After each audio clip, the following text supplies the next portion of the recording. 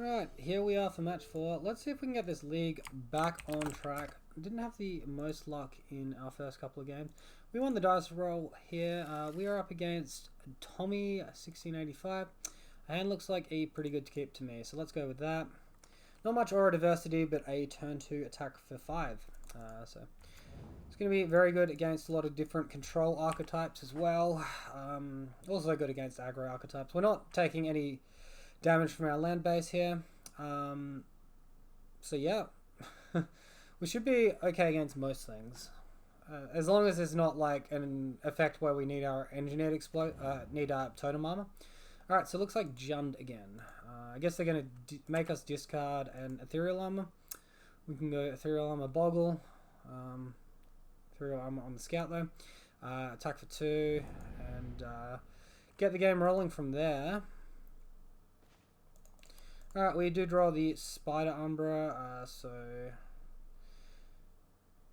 Yeah, look, I think we just play out the Bogle. If they're going to spend turn 2 attacking our hand, I'd be pretty surprised. Normally they're going to look to play their Tarmogoyf if they're red and 6. Yeah. So let's just attack like this for 2. See if they spend their mana. And then next turn we can cast Spider Umbra.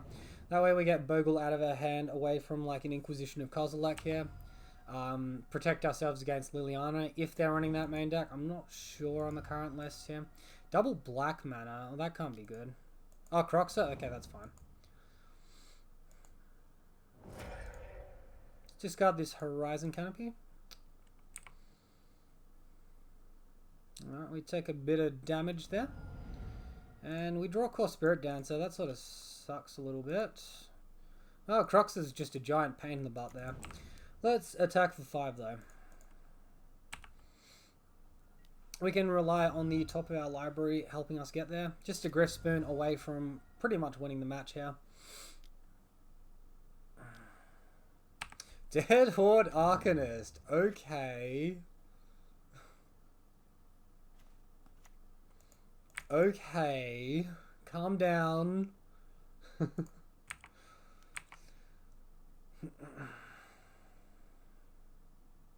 Alright, well, they're just chump blocking. That seems reasonable.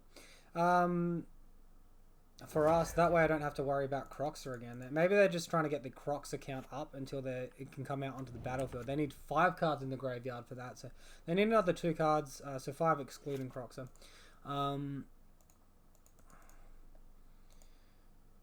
Or is this just black-red?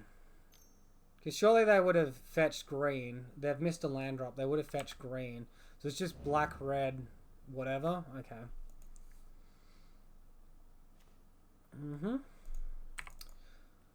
Drawing that seems about right.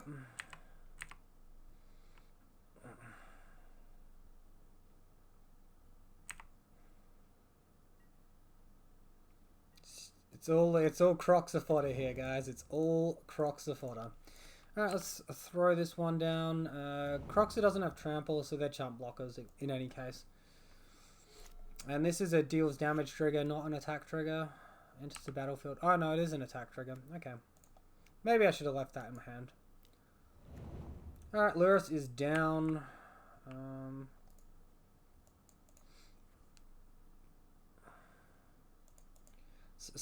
Get rid of this Misty Rainforest for a Temple Garden. Thin that deck slightly. Look for auras and to go Yu-Gi-Oh mode. Alright, well that's a pretty good start.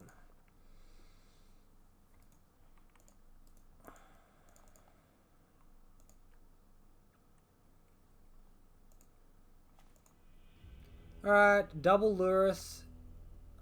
Thunderkin Awakener. When it enters the battlefield or attack, choose an elemental card in your graveyard.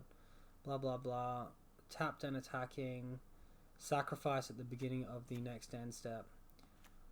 Okay, well, he just needed to get Croxer online, I'm sure, but was a little bit Lurrus flooded. I mean, if you play 4 copies of a legendary creature, that's going to happen a little bit, right? Okay, so we pretty much want to sideboard the same way as we did against Jund. Get these ley lines happening, get these rest in peace happening. Core Spirit Dancer, pretty weak here. Probably take 2 of them out. Probably take out 3 of these Spider Umbras.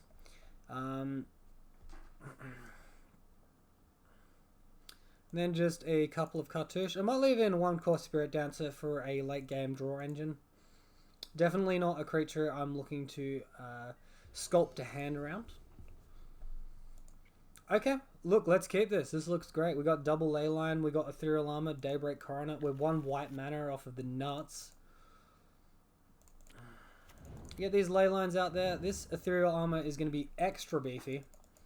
But it's likely going to have nothing to do with their first turn. They might even Thoughtseize themselves to fuel their graveyard. Okay, and we do draw something to do with our green mana next turn, which is Rancor. This is going to be a big attack for 7.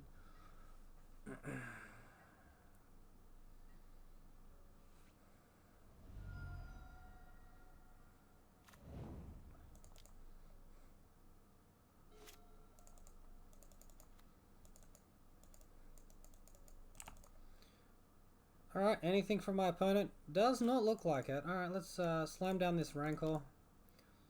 Slam down this Ethereal Armor. Attack for 7. My opponent might even scoop just to that.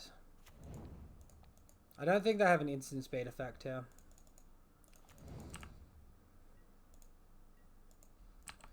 One way or another, I think this game is going to be over quite soon. Unless they're tutoring out a... an Emrakul, a 15 mana Emrakul. I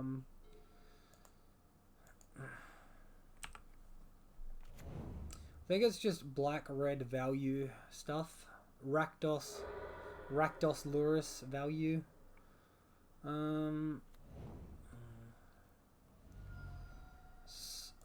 Some graveyard action happening over there. Alright, Seasoned Pyromancer really does not mean all that much here. Daybreak and win. Discarding the Lightning Bolts. Yikes. That's gotta feel not amazing for my opponent. Alright. So, top card is a Temple Garden. I guess doesn't matter which one I play there. Attack for 11. We got the trample happening as well. We got lifelink. We got it all. This will put our opponent to 1. Now they've been switched off of shocks and fetches. And facing down an 11-9 trampling lifelink vigilance beast. Alright, so that's going to be that game there. Yeah, so I guess that's a little bit of a nature of a deck like the one our opponent was playing as well, where it just folds pretty hard to leyline like that. Obviously, his discard spells, his lightning bolts didn't do a whole lot there, and it was up until turn 3 where he actually played a spell, which was the Seasoned Pyromancer. And obviously, that's not the scariest thing that we could have been versing on that turn. So yeah, that's going to be it for this video here today, guys. If you did like it, be sure to leave a like and a comment down below. If you're new to the channel, be sure to subscribe for daily Bogles content and ring that bell for notifications. Thank you all, and I'll see you next time.